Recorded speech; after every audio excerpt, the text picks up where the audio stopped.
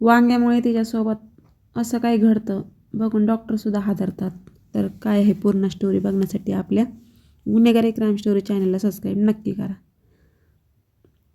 सूरज वैतीस आणि सुजाता दोघं पती पत्नी. सूरज हा होंडा शोरूममध्ये जॉबला असतो. सुजाता, सूरज आणि त्याची आई ही तिघांचं कुटुंब असतं. चांगलं चालू असतं, सगळं व्यवस्थित असतं.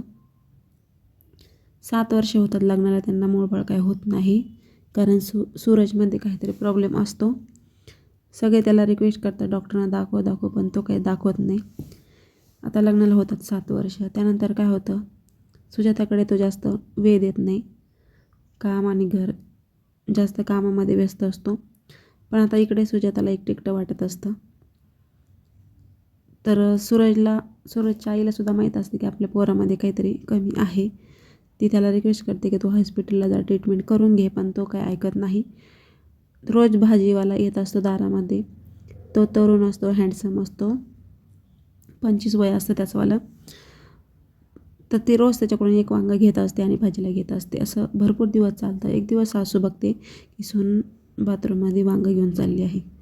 तर ती तिला बोलते, काय चालू आहे तुझं, तुला प्रॉब्लेम होईल, त्रास होईल, असं काय करते. तर सासूलासुद्धा माहीत असते की आपल्या मुलामध्ये कमी आहे, म्हणून ती गप्प बसते. असंच भरपूर दिवस चालतं. तर भाजीवाला रोज विचार करतो की ही बाई एक वांगं कशासाठी नेत असेल. तर एक दिवस तो मनावर दगड ठेवून विचारतोच तिला, सुजाताला, की मॅडम तुम्ही रोज भाजीला घेताना एक वांगा का घेता. तर ती सांगते, माझा नवरा मला वेळ देत नाही, असं सगळं त्याला प्रॉब्लेम सांगते. त्यालासुद्धा तेच पाहिजे हवं, तो पण तरुणच होता. दोघांचा मग एकमेकांना नंबर देतात. तिथून चालू होतात त्यांचे अनैतिक संबंध. असं भरपूर दिवस चालतं. आणि तो भाजीवाला आणि त्याचा मित्र एक दिवस खूप ड्रिंक करतात, पार्टी करतात. त्यामध्ये तो मित्राला सांगतो की माझी अशी गर्लफ्रेंड आहे, खूप दिसायला सुंदर आहे. तो मित्र म्हणतो, दाखव फोटो. त्याच्या मोबाईलमधला फोटो दाखवतो. ते दिसायला तर सुंदर असतेच सुजाता. तर तो बघताच क्षणी त्याला ती आवडते. तो म्हणते की मला तुझ्या सुजाताला भेटायचं आहे. तो तिला कॉल करून सांगतो. ती म्हणते, सासू जेव्हा बाहेर गेली की मी कॉल करते.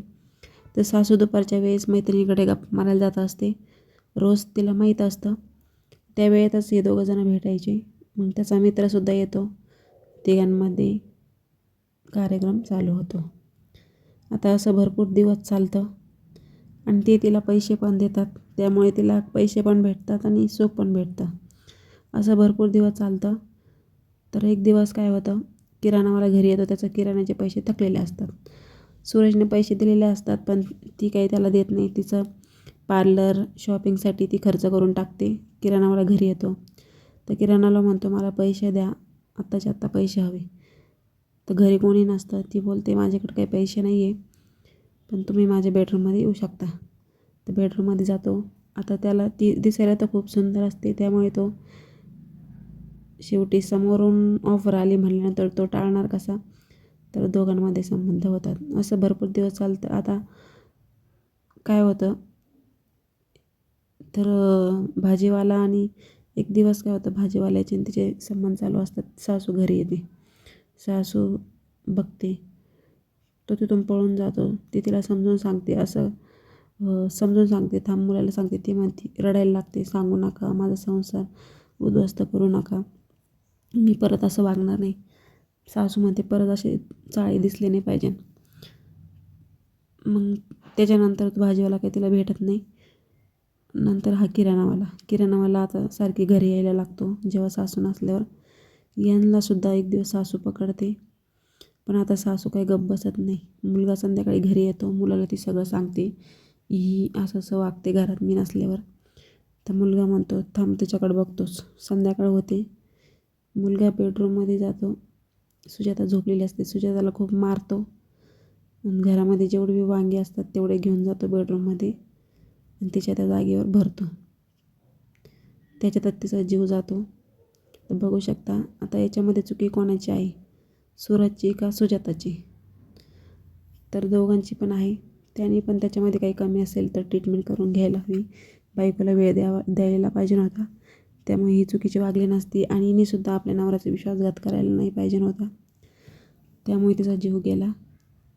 बघू शकता. तर तुम्हाला काय वाटतं स्टोरीतून कमेंट करून नक्की सांगा. भेटूया नेक्स्ट व्हिडिओमध्ये. Thanks for watching. धन्यवाद.